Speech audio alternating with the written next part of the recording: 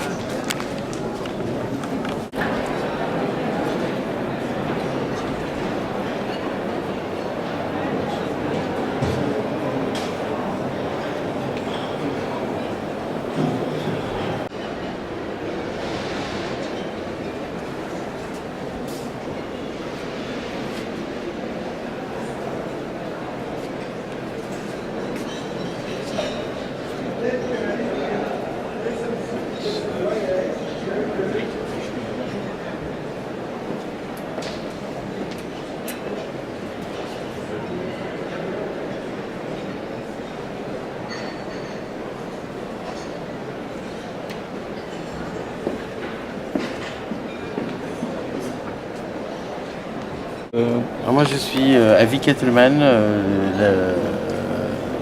de la galerie Kettleman, propriétaire de la galerie. D'accord. Voilà. Pouvez-vous m'expliquer cette pièce de Duchamp donc, que vous exposez à la TEFAF Oui.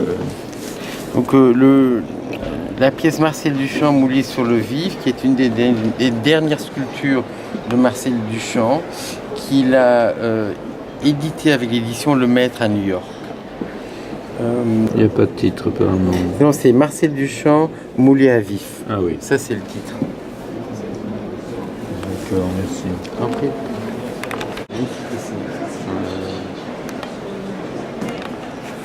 Claude Monet aujourd'hui, je pensais qu'il n'y en avait plus que dans les musées, moi. Non, il y en a dans des collections privées. Alors, cette pièce-là, elle était pendant 50 ans dans la même collection. Ah, oui. Et on vient de la sortir il y a 2-3 mois de cette collection privée. Extraordinaire. C'est absolument magnifique. Ouais. Bon, c'est vrai qu'on n'en sort pas non plus tous les ans. Il y a encore des collectionneurs privés qui peuvent s'offrir un Monet aujourd'hui. Oui, bien sûr. Oui, il y a encore des collectionneurs qui peuvent se permettre d'acheter des pièces de ce prix-là. Bien sûr. Oui. Donc la foire pour vous a donné... La foire, je ne l'ai pas encore vendue, hein, donc... Après ceci, peut-être. C'est sûr que si je la vends, ça serait une très bonne foire, mais voilà, c'est pas encore Écoutez, fait. vous la vendez combien? 7 millions de dollars. 7 millions de dollars. Ouais.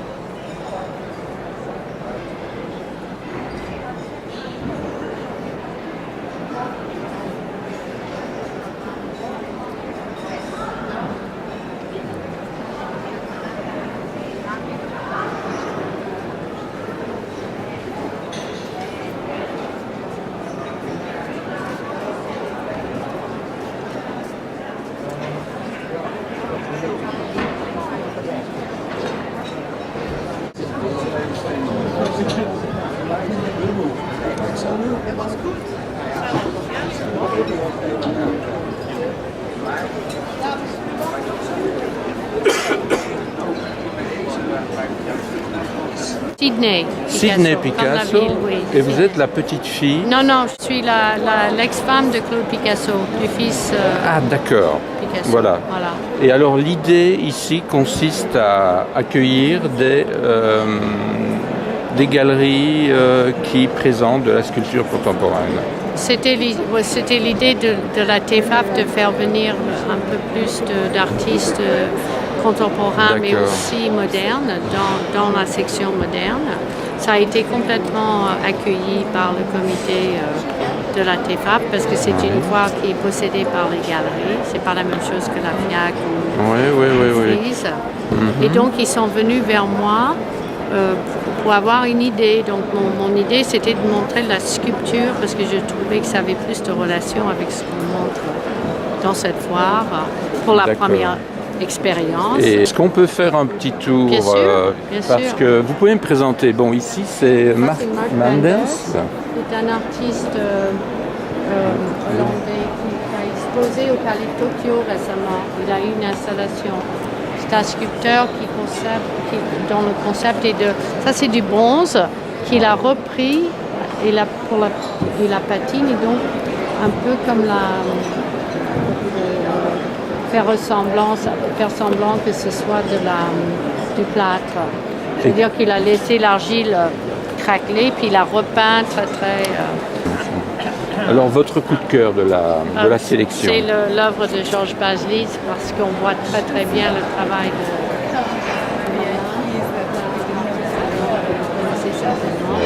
Mais moi, mon idée, le sous-titre de l'exposition est hands-on.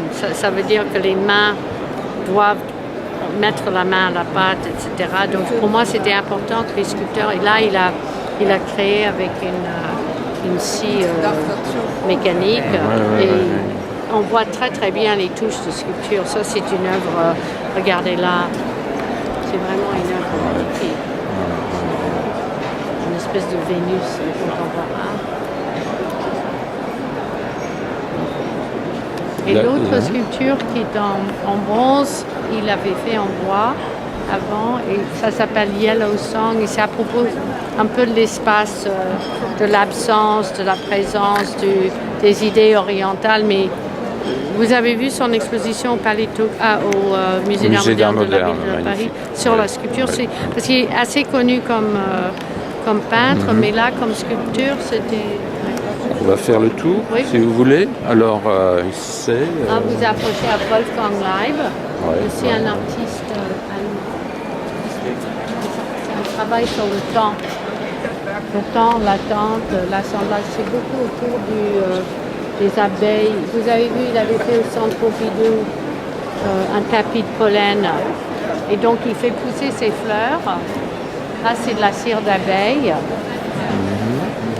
Et cette installation qui était chez Konrad Fischer, qui était l'un des avant-gardistes de l'école de Düsseldorf, enfin il est décédé, mais la galerie existe toujours, ce sont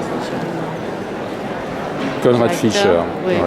Et ça c'est le riz, le temps, et tout ça pour moi c'est comme une phrase sans mots. C'est tout, avec les bateaux, c'est magnifique. Les bateaux sont en laiton. Mais ça brille. Et donc, ce qui vous intéresse finalement, c'est le rapport de l'art au vécu des choses. Au vécu et à l'observation. Et parce que le titre de Night Fishing, vous l'avez vu, ça a provoqué une certaine curiosité. Et pour moi, c'est un travail millénaire. Et quand on va à la pêche, on est obligé d'attendre, de regarder, de toucher, de manipuler des choses. Et pour moi, c'était très important. J'ai écrit un livre sur Picasso et mon chapitre sur la sculpture s'appelle Feu de tout bois. Et j'ai choisi surtout les artistes qui ont été très explicites. Richard Deacon, qui était prof aux Beaux-Arts ici, a écrit un livre sur la sculpture. Il n'est que sculpteur. Donc c'est vraiment quelqu'un qui a beaucoup réfléchi. Il s'intéresse beaucoup aux âges préhistoriques et à la préhistoire. Et tout le monde est invité à toucher cette œuvre. Ah bon? Donc oui. On peut la toucher. Début, oui. On doit la toucher. ça l'intéresse beaucoup. Et je l'ai eu au téléphone, là, il venait d'arriver de la Chine et il y avait une question de placement et il a été très très content que... Il a quel âge maintenant Il doit avoir une petite 60, je crois qu'il est né en 49 peut-être. Ah, il est encore jeune alors. Oui. Lui et Tony Craig qui a donné des cours au Collège de France. Tony Craig est très connu en France parce qu'il y a eu des œuvres acquises par des parties de la maison, donc ça c'est génial. Je sais que j'ai vraiment été très privilégiée, même au Et là, c'est ça. C'est un travail sur la perspective et tout, mais il a donné pendant une année des cours au Collège de France sur la sculpture. Et c'était un peu ça, c'était de lier des gens qui se sont exprimés sur la sculpture. Et donc il y a aussi oui, je vois l'œuvre de Nem June Paik. Ça, c'est un peu le clou de l'exposition, c'est le diamant du bonjour. Tu veux bien? Je suis en train de... Tu fais l'article. Tu fais l'article. C'est le diamant de l'exposition. Oui. Enfin, oui. Ouais, pour moi, c'était... Vous l'avez connu, Nem June Paik? Non, je l'ai vu, mais c'est pas... Je connais beaucoup mieux Baselitz, Craig, etc. Et là, vous avez... Et alors ici, c'est... Et là, c'est Farideh Kado qui expose Marcus Retz, un sculpteur suisse, et qui travaille sur la perspective. Ça, c'est très amusant, venez voir.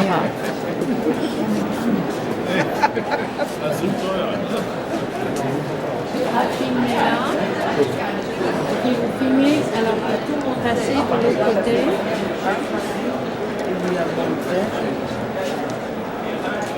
Lisez Todonada. Voilà. Et Farideh est la personne qui défend l'œuvre de Marcus Retz depuis très longtemps. C'est un journal français. Oui. Madame me fait Flux News. Et donc ici, c'est... Il y a 4 sculptures de Marcus Retz, artiste suisse. D'accord. Et nous sommes la galerie à Paris. Et Todonada, pour vous, ça vous inspire en Vous savez, sculpture? moi, cette pièce, ça date de 92, donc il y a 25 ans que ça m'inspire. D'accord. Et donc là, on a oublié, merci madame, il y a une galerie espagnole de Madrid. Oui, Cristina Iglesias, et je suis très contente que... Il y a quand même une femme dans l'expo. Oui, finalement. Ça a été difficile parce que j'ai choisi d'autres artistes, mais alors Cristina Iglesias, les deux œuvres, ça fait, si vous voulez, là vous allez voir les perspectives. Cette œuvre s'appelle Pozo, c'est un puits. Ouais. Alors il va y avoir un circuit d'eau qui va monter, qui va faire un peu de bruit, qui va repartir. D'accord. Et elle a fait les portes du Prado. Elle a été présente dans beaucoup de... Puis elle a fait une installation à Tolède. C'est-à-dire que quand on a étudié l'archéologie, l'anthropologie, et surtout dans les pays, les continents comme le Pacifique du Sud ou le Brésil où j'ai travaillé, il y a certainement un aspect de magie. Et ça a été, je ne suis pas la première à l'avoir remarqué. Et vous pensez que cette magie perdure? Elle est toujours... Absolument, oui. Parce que si vous vous promenez dans la forêt, vous ne savez pas pourquoi un objet vous attire. Peut-être ça vous attire littéralement parce que c'est une vue de Naples ou une explosion ou une vue marine, etc. Mais sinon, après, il y a quelque chose qui, entre les différentes versions d'une telle chose, il y a quelque chose qui vous... Mais je ne peux pas le définir, mais je pense que ces artistes comme Richard Deacon, ils parlent beaucoup d'identifier des objets magdaléniens et des sculptures préhistoriques. Et quel était le premier geste de l'homme? Lui, il s'intéresse beaucoup à la préhistoire. Il y a des haches là-bas, des nucléus de haches, et ça attire beaucoup les artistes contemporains. Il y a des points d'énergie qui perdurent. Oui, mais enfin, je ne veux pas rentrer dans une chose qui ne soit pas scientifique, parce que j'ai fait des études scientifiques, mais il y a quand même quelque chose qui, dans la mesure, on a parlé d'Anthony Gormley tout à l'heure, il y a quelque chose dans ces sculptures qui est une mesure qui plaît à l'œil.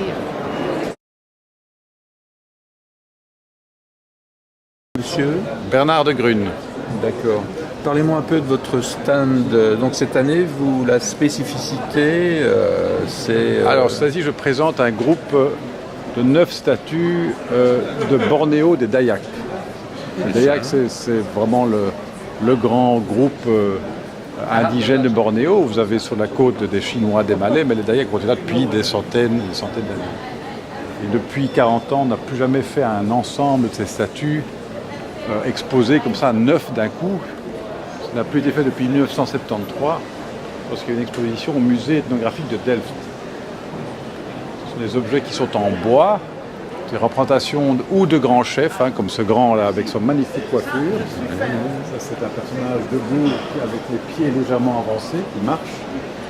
Ou ce sont des statues qui sont, et ça commémore à la fondateur d'un village. Et à droite, vous avez ce personnage avec la jambe levée, qui est un peu monstrueux, qui tire la langue. Et ça, c'est des objets qui étaient mis à l'entrée des villages, afin de protéger les villages contre les mauvais esprits. Donc voilà. Et là, vous avez encore des statues. Vous avez une maternité qui est très belle. Et donc, j'ai voulu montrer à la fois la diversité iconographique et l'ancienneté de ces œuvres. Parce que vous avez là-bas au fond encore un Dayak sans ses bras. Vous voyez tout à fait au fond, et qui lui est du XIVe siècle. Donc on croyait que ces objets étaient tous une centaine d'années. On découvre que l'art Dayak, ici je ne les ai pas exposés, mais j'ai publié un catalogue. Les plus anciens objets en bois Dayak sont de 1000 avant Jésus-Christ. Donc il y a une tradition historique qui a 3000 ans en bois. Donc ça c'est exceptionnel. Surtout dans une île comme Bornéo où on croit que c'est la forêt primaire avec de la pluie, que le bois pourrit, que rien ne reste très longtemps, mais il y a une chaîne de montagnes au centre de Bornéo avec des grottes et ils cachaient des objets dans les grottes.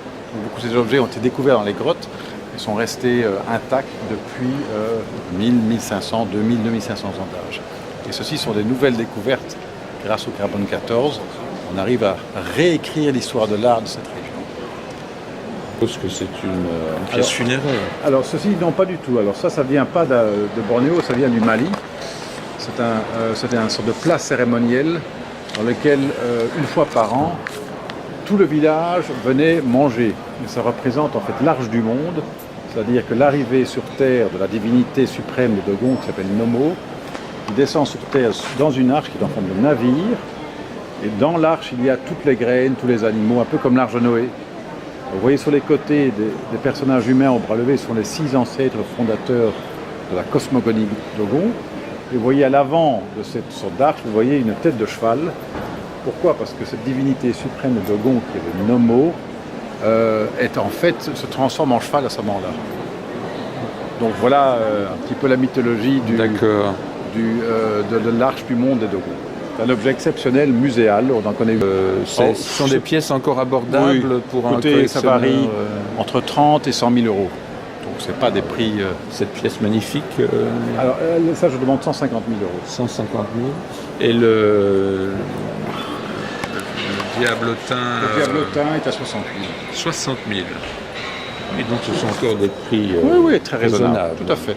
Non mais il ne faut pas croire que Maastricht est une foire où tout est hors de prix. C'est pas vrai. Et ceci, évidemment, ça a un avantage. C'est un art qui est pas fort à la mode maintenant et pas trop connu. Bon, vous voyez des pièces aussi monumentales en art africain, ce serait évidemment beaucoup plus cher. Mais comme c'est l'Indonésie tribale qui était un micro-marché dans le marché de l'art tribal, on est déjà dans des choses plus discrètes, si je puis dire. Ça. Et c'est des objets qui ont une cote, mais qui n'ont pas une cote élevée. Et bon, voilà, c'est comme ça. C'est pas parce que c'est plus cher que c'est plus intéressant. Merci.